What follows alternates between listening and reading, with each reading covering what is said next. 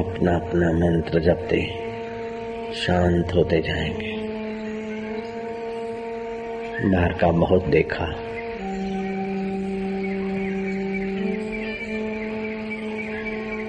जिससे देखा जाता है उस परमेश्वर में स्थिति करते जाए। बाहर का बहुत सुना, जिससे सुना जाता है उसमें विश्राम पाले। संसार में तो श्रम ही श्रम है, जीवन भर श्रम ही श्रम करके जो इकट्ठा किया, मरते समय महाश्रम पड़ता उसको छोड़ने में। मिटने वाले के पीछे श्रम करते हैं अज्ञानी होते हैं, अमिट के लिए जो समय निकालते हैं वे महात्मा हैं।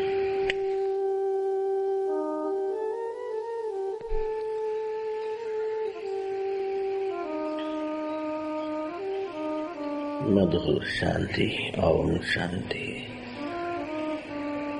राम राम, हरि हरि, हरि शिव शिव। जो भी अनुकूल पड़ता है स्वाभाविक उस मंत्र का जप करते करते भगवान में विश्राम पाते जाएंगे। सबका उद्गम स्थान परमात्मा है, मूल में विश्राम निहित है। विश्राम से सामर्थ्य, आवश्यक बल की प्राप्ति, निर्बलताओं का अंत और नित्य नवीन रस उभरता है, नित्य नवीन सुख उभरता है, नित्य नवीन ज्ञान उभरता है। उस परमेश्वर में शांति, मधुर शांति। ओम आनंद, ओम शांति, ओम माधुर्य, ओम मस्ती। परमात्मा शांति, जिसमें राजा भरत ध्यानस्थ होते थे, जिसमें मीरा कीर्तन करते करते शांत हो जाती थी, जिसमें बुद्ध विश्रांति पाते थे, वही परमेश्वर हमारा आत्मा बना बैठा है। मुझे वेद पुराण कुरान से क्या, मुझे प्रेम का पाठ पढ़ा दे कोई, मुझे अंतरात्मा में शांति दिला दे कोई, जहाँ ऊंच और नीच का भेद नहीं, जात और पात की बात नहीं, न हो मंदिर मस्जिद चर्च, जहाँ न हो पूजा नमाज में फर्क हुआ। प्रेम ही प्रेम की सृष्टि मिले। अब मनवा चल दो वहाँ अंतरात्मा में। बाहर श्रम ही श्रम है, अपने पिया में विश्राम है। भगवान नारायण उसी आत्मा में विश्रांति पाते रहते हैं। भगवान शिव भी उसी आत्मा में, परमात्मा में ध्यानस्थ है। भगवान ब्रह्मा जी भी उसी आत्मदेव में शांत आत्मा हुए समाधि में।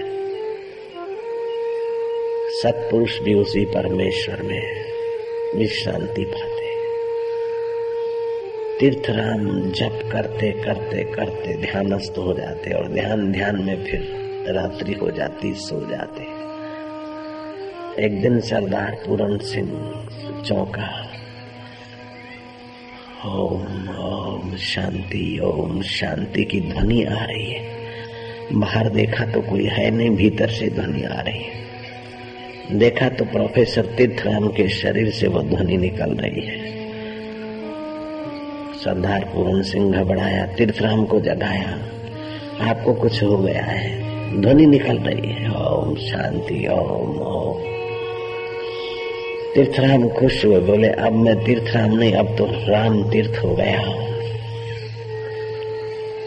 अब तो जहां धरती पर पैर रखेंगे, जिस वातावरण में रहेंगे, वो वातावरण तीर्थ की खबर देगा।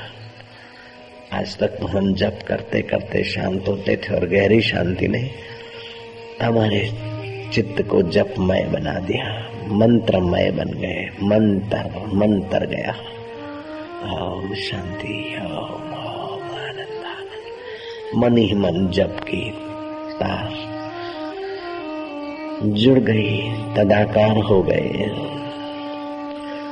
मन ही मन उस परमात्मा सुख में मानसिक जप करते करते शांत होते गए। मधुर शांति। फिर मन इधर उधर जाए, फिर वही जप करके फिर शांत हुए। 16 वर्ष का उदालक,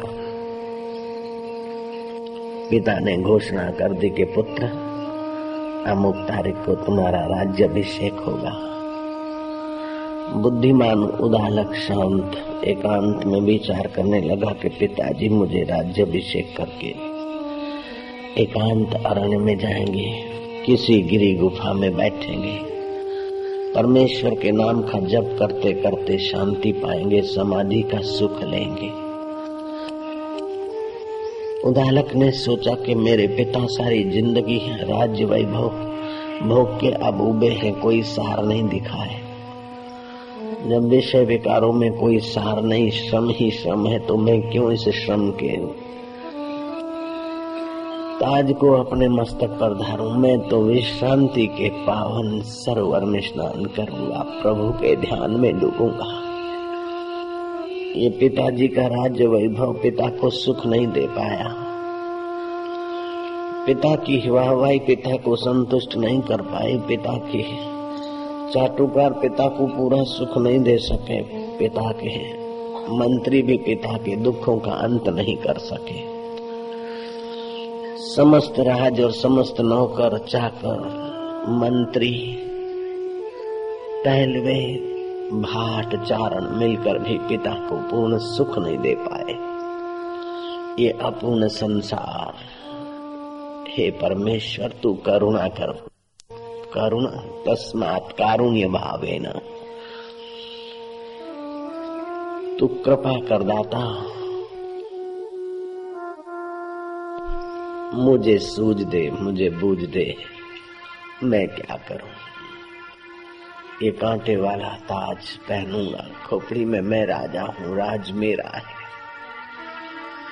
मैं ये करूं तो सुखी हो जाऊं। बड़ी बड़ी तरंगे उछलती हैं, जैसे बारिश में दरिया की तरंगे खूब बड़ी हो जाती, ऐसे जवानी में इच्छा और वासना के तूफान उठते, तरंगे उठती है। कईयों की ऊन जवानी खप गई, कईयों का बुढ़ापा भी इसी तरंगों की थपेड़ों में खप गया।